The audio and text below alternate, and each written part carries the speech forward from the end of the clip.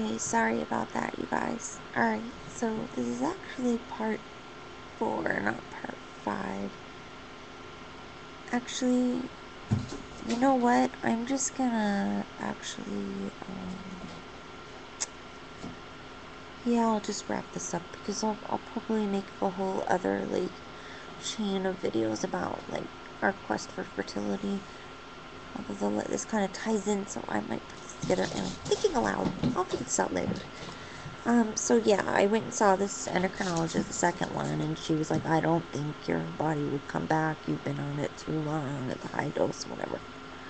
So we tried to explore alternate options. We went to see an infertility specialist, had my husband's sperm checked. They're phenomenal. So yeah, it's all me, trying to get me. I mentioned briefly before that because of our mutual health problems, we are not adoption candidates. Also, we don't have enough money coming in. Can't afford a surrogate. So really, like, or IVF or any of that. So our only option is for me to carry the baby, and we'd prefer that anyway. This is something that I very much want to do, regardless of the fact that half the world thinks we're totally crazy. But you know what?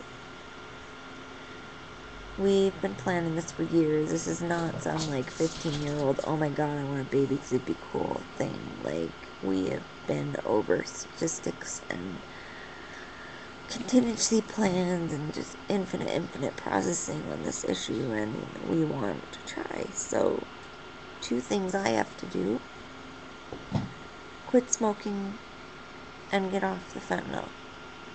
So, oh man, it's been really hard. The other thing is trying to sleep more. I'm really bad with my insomnia. So I'm making a bigger effort to sleep too, but it's not easy, especially right now. Like, if you've heard anything about opiate withdrawal, you just do not sleep. And mine's only a progressive withdrawal. I'm not acutely, like, no opiates at all and tapering, but the problem with the patch, I think I mentioned this before too, that I had spoken to 2 people who were formerly addicted to heroin, and they told me getting off fentanyl is, like, way worse because stuff has been in my system every second of every day for the past 10 years, and tapering is just brutal because of that. So I actually was a little bit confused about dosing and time in my last video. Actually, it's taken about a year to get down to my current dose. Getting to 125, I just actually went down to 100. I did go back up for a little bit, but then I got back down to 100, so that halving the dose took a long time just because, you know, my body just really can't handle any faster because of all my problems. So, a few months ago, we decided I need to hurry up because I'm 35 and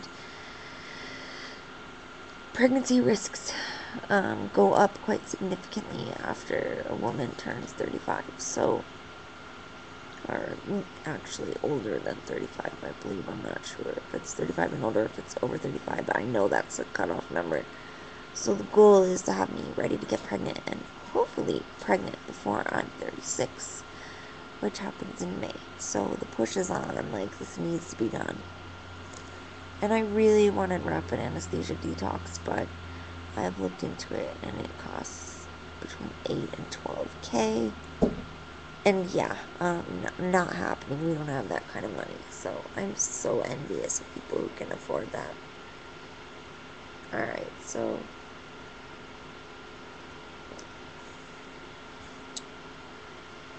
I've been weaning harder, you know, pushing myself, and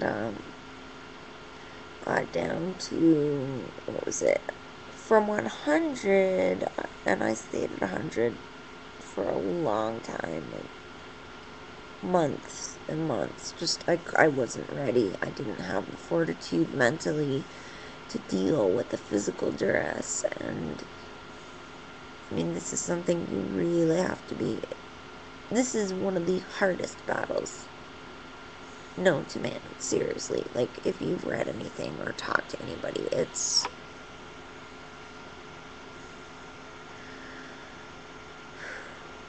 one of the most brutal experiences one can go through.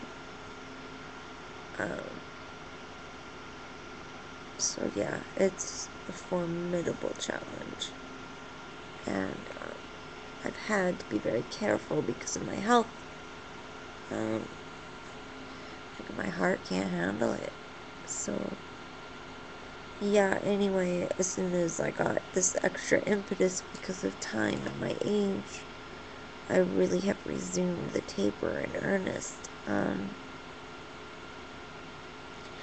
So I went from 100 to 92, what was it, to 87.5? 97, yeah. To 87.5. So that was a 6th decrease again. This is when it started getting below 100 is when things started to get really bad.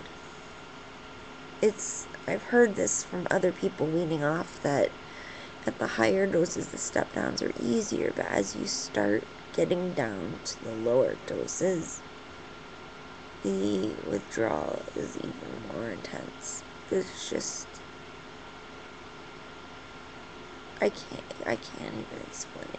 Like, you can read the symptoms, and you know what, like, even in medicine, like, I remember this before getting sick, like, sitting in, like, clinical pharmacy or pharmacology, whatever, and, like, writing up these cases and learning about diseases and different symptomology and diagnostic criteria, and you think you have, like, an intuitive knowledge of what that means.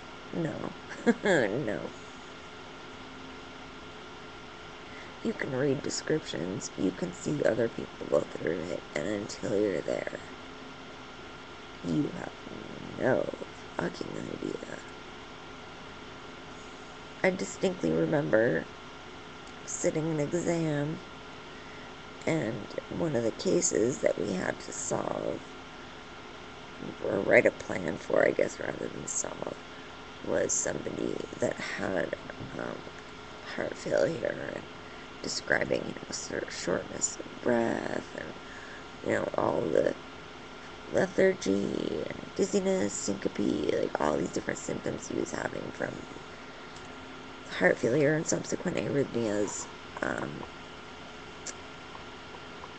Reading about how that feels was, then when I got heart failure, it was like, oh my god, dude, like, I thought I understood this. No. Until you're there, you really just don't know. Like, I can't stress that enough. So if you know anybody who's getting off opiates, be extra gentle with them, because seriously, like I said, I've been through a lot medically, and I don't think I've ever had to fight so hard. Anyway, so then I got down to 75 and stayed there for probably about a month. Then I went down to 62.5, and yeah, below 100 is my chronic conditions too are just, there's a reason I'm on this medicine, and boy, has that become apparent. When your pain is well controlled, you think, hey, I wonder, like, maybe it's gone now, maybe I could stop taking my meds, whatever. Let me just tell you, everything is back. And it's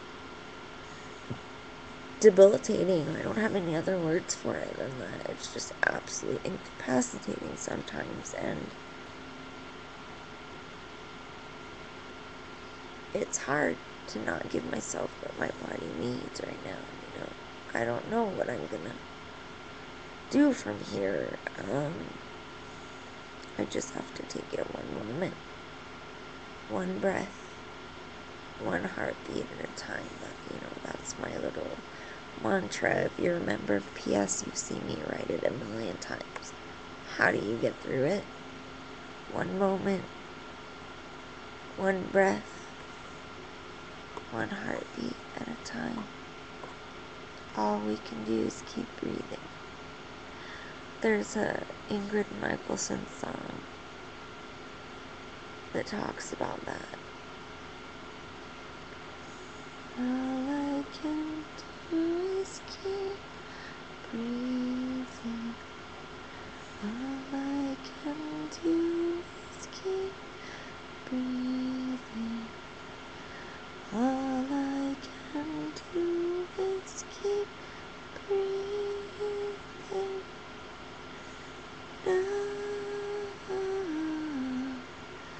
Anyway, I can't sing, but yeah, it's a gorgeous song, and it's something that comforts me a lot when things are difficult, because it's true. And the other thing, as long as you have a pulse, you have a purpose. So it's worth it to fight. It really is. If you have a dream, don't let anything get in your way. So that's how I'm trying to live my life, and I really want to be a mother. So that's my motivation, and if I have to hurt, I have to hurt. I just keep telling myself it's temporary, you know, like, I want a healthy baby who's not going to be addicted to medicine. And yeah, I need to discuss the difference between addiction and physical dependence, because there's a huge difference. Addiction is mental, and then there's with the component of physical dependence. Physical dependence is exclusively a physiological reaction to the presence of something that the body gets used to, and in the absence of that something, the body goes through adverse effects. So two different things. So I actually misspoke. I don't want to give birth to a physically dependent baby. I just can't handle it mentally, like, just can't handle it. Anyway, so I did end up getting down to 62.5, 50, 37.5. I've been at 37.5 for, I think, 6 weeks now, and I'm still in agitated, miserable hell. I'm scared. I'm scared now, because it's been so long, and I'm still just absolutely miserable, and I'm terrified. I'm terrified because I want this so much, and I worked so hard, and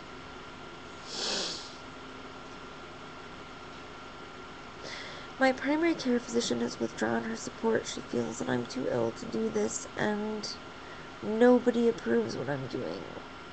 That I'm stressing myself out, that my arrhythmias are worse, my heart failure is worse. I'm really struggling. So that's where I'm at with the whole fentanyl thing. I'm down at 37.5. I refuse to go back up. I'm just pushing through it right now. So, yeah, that's the current deal. With the taper, I can't proceed right now. I can't, because I'm still in absolute agony. And I know towards the end, that's when it's the worst. Like, people say the lower you get, the harder it is, and it's true. So yeah, that's where I'm at. So yeah, I'd love to hear from you guys if you're in the same position or whatever. I'm gonna say goodbye because I'm out of time anyway, and I finished making my points. So I love you guys.